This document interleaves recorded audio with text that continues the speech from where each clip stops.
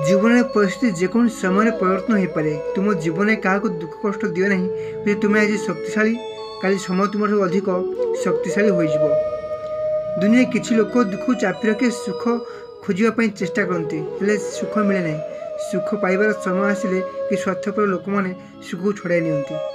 जीवन एमती किसी भूल कर ना जहाँफल कि तुमको जीवन सारा जल जली कांदे पड़ो। तुम से भूल पर दुख तुमको अनेक शास्ति देव तुम्हें क्या कहीपर न। सबु समय आखिर लुह सामान न थाए। केवे दुखरे लुह झरी आसे केवे सुखरे लुह झरी आसे।